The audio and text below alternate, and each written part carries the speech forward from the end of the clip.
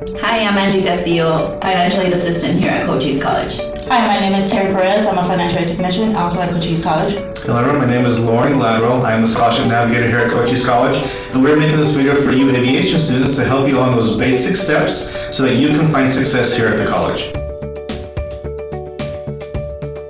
Okay, so to start off, let's just give you some basic information regarding your FAFSA and how you will be starting that. When you log in, you're going to be logging in to FAFSA.gov. Make sure it ends in .gov because that's our government website and that is a free application. If you are being charged to complete a FAFSA application, then you're on the wrong website. So make sure you're on FAFSA.gov. To start your FAFSA application, you will have to create a username and password. Make sure that you have your Social Security handy so that you enter your name exactly how it's on your Social Security card. It's very important that your name matches what your Social Security card has for you. If you're a dependent student, you will also have to create an FSA ID for at least one of your parents. And make sure that you write down that username and password that you create because that's how you will be logging into your FAFSA. To do your FAFSA, you'll need tax information for you and parents. If you were employed as well, you'll need tax information for your prior year. So for parents, for example, you're doing FAFSA for 2019-2020 school year, you're gonna need 2017 tax information. If you're doing a 2020-2021 FAFSA application, you're gonna need 2018 tax information and so forth. It will ask you for federal school code for Cochise College. You wanna enter in there 001072. That is our Cochise College federal school code. It will show on their Sierra Vista campus. But for Douglas campus, you're gonna be using the same code, which is 001072. One of the requirements that you're gonna need for sure after you've completed your FAFSA is your high school or GED official transcripts. You can have those submitted directly from your high school to admissions at adm@cochise.edu. If you are transferring from another college to Cochise, you can have those submitted from your prior college to admissions at eval@cochise.edu. So just keep in mind, once you complete your FAFSA application online, it will be sent to the school. So it is your responsibility to check with the school to see what requirements you're gonna have with us now. All right, aviation students, now that your FAFSA is done and we have it, there could be some requirements that you still need to complete in order for you to receive your financial aid. One of the best ways to know if you do or not is, like Angie said, contact us. Please talk to us. Be open with us. You can also see if you have any requirements yourself through your My Cochise portal. When you receive your admissions letter, you also receive instructions to get into your My Cochise portal. So to get there, what you're going to do is go to my.cochise.edu. Once there, you'll be prompted to sign in. Your username is going to be the first part of your student email address, your last name, your first initial, and the 3 unique numbers that were assigned to you. Your very first password is going to be your birth dates in the form of month, day, year. Once you sign in, we recommend that you change that password for security purposes.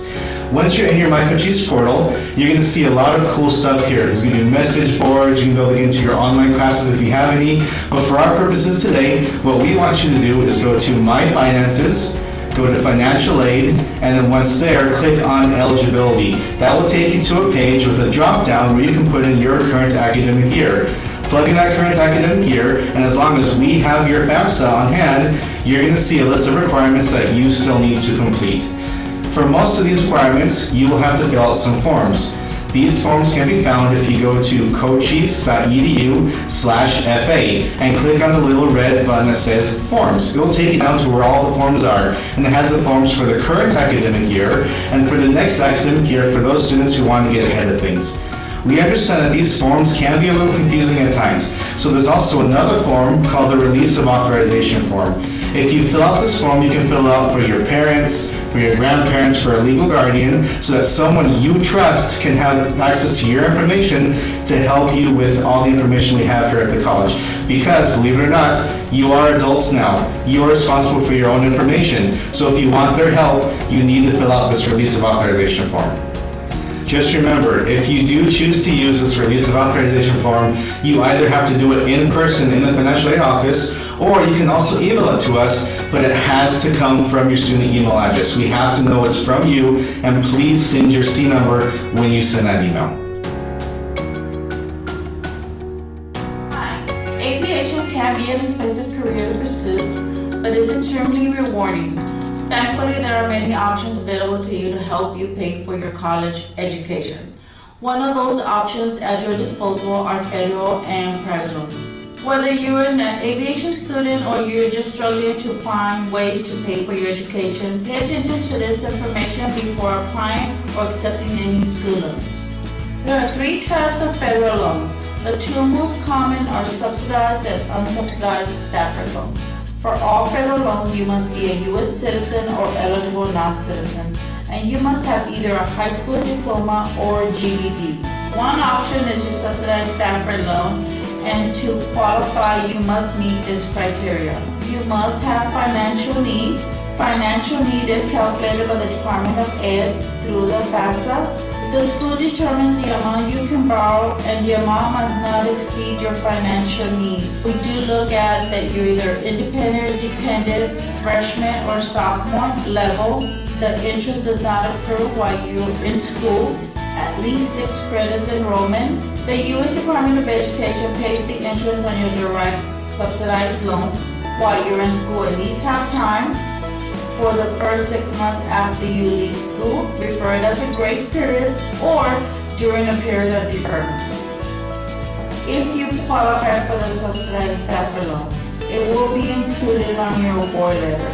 The unsubsidized Stafford loans are slightly different from the subsidized Stafford loan. While you still need to complete a FAFSA to qualify for the unsubsidized Stafford loan, financial need is not a factor. This means that any student can qualify for the unsubsidized Stafford loan as long as they submit a FAFSA and are registered at least 6 credit hours. Also keep in mind, interest does build up on an unsubsidized Stafford loan while you're in school. Students do not need to start paying back a subsidized or unsubsidized Stafford loan until 6 months after they have graduated from school. Since an unsubsidized Stafford loan accumulates interest during the school, a student can choose to pay their interest until the end of the 6-month deferment period after graduation. If they decide to apply for any of the Stafford loans, you can find the application at cochise.edu/FA. Before we can process any Stafford loans that you are applying for, you must complete the interest counseling and the master promissory note at studentloans.gov. Please feel free to contact the financial aid office if you have any further questions. The 3rd type of federal loan is a parent loan for undergraduate students. A PLUS loan is taken out by the parent, which means the student must be a dependent. For a PLUS loan, parents are responsible for paying it back, not students. The first payment on a PLUS loan is due 6 days after the funds are fully disbursed. Interest rates on federal loans vary from year to year, but are still usually better than interest rates on private loans. Also be aware that there are limits to how much you can borrow in student loans. The school determines how much to offer you. You can choose to accept or deny any part of it. There is a lot of varying information regarding private loans. If you are interested in taking out a private loan, please get as much information as you can from your loan company and come talk to us for advice at the financial aid office.